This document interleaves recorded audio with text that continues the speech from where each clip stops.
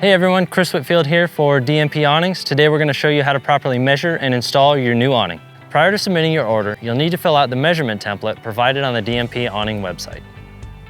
So to start the measuring process, we're going to begin at the back of the trailer. We need to find the center of the rearmost stud.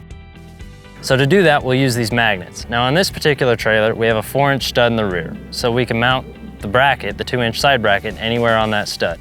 We'll use these magnets to find the edge of the stud, which will be right there.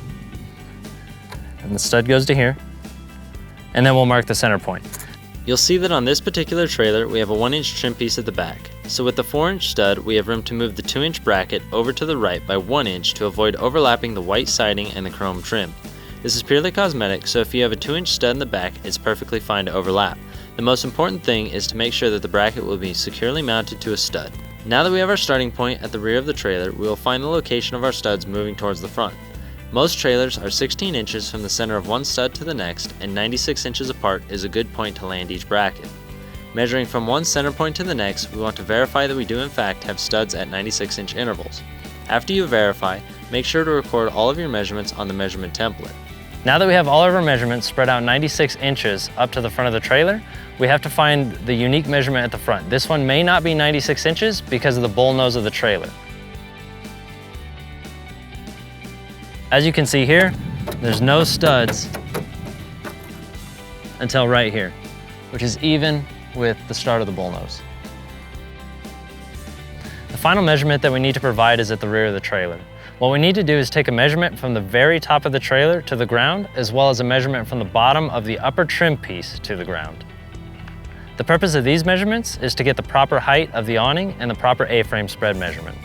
Make sure that the trailer is as level to the ground as possible, as a tilted trailer will skew the measurements. Before submitting your form, take one final visual of the trailer to make sure the location of your brackets will not conflict with any exterior lights, speakers, doors, or accessories. After receiving your DMP awning, the first step is to mount the side brackets on the side of the trailer. Again, we want to make sure that we're in the center of the stud, and we want to make sure that the top bracket is flush against the bottom of the top trim piece. When mounting your side brackets, before drilling any holes, make sure that the mounts do not conflict with doors, exterior lights, and make sure that they are on the center of the stud. When you drill and tap, use the bracket as your guide. The stainless steel bolts are 5/16 coarse thread. Use a 1/4-inch drill bit and a 5/16-18 tap and Loctite. To find the location of the bottom bracket, use the provided A-frame measurement width. To start at the top, hang your tape measure off the top bracket and follow it down to your given measurement on the bottom bracket. After all of your side brackets are mounted, install the 3/8 stainless bolt and lock nut. After it's tightened, it should still be able to spin inside the bracket.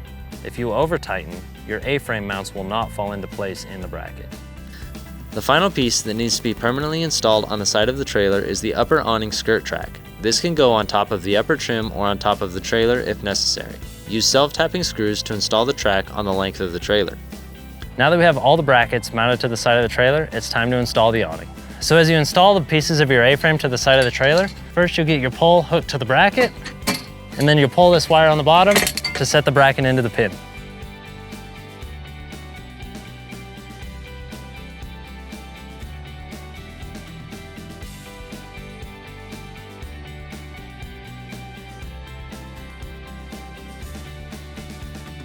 Now that we have the upper A-frames installed, we'll pin the top to the bottom like this.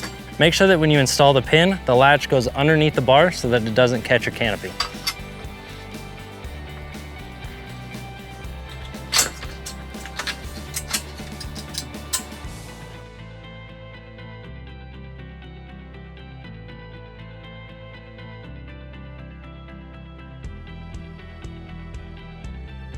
Now that all the A-frames are up, we'll attach the front crossmember. Make sure that this molded piece goes in its slot on the very end A-frame. The front crossmembers are labeled front, middle, and rear, so you know which end of the trailer they go on. As you install the pins for the crossmembers, remember to install the pins so the latch goes to the inside, which avoids unnecessary wear on the canopy. When you have the crossmembers installed, use the Velcro at the end of each A-frame to hold them in place. Now that we have the awning A-frame structure assembled, it's time to put the upper awning skirt in the track that we installed on the side of the trailer above our top mounting brackets.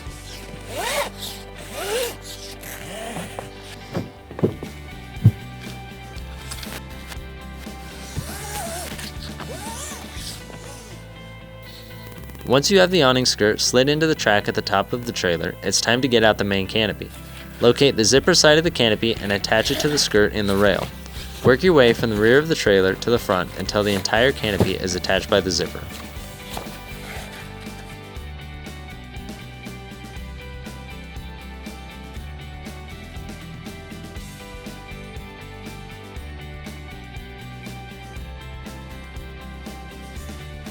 Now that we have our canopy over our A-frame, we'll start attaching our straps.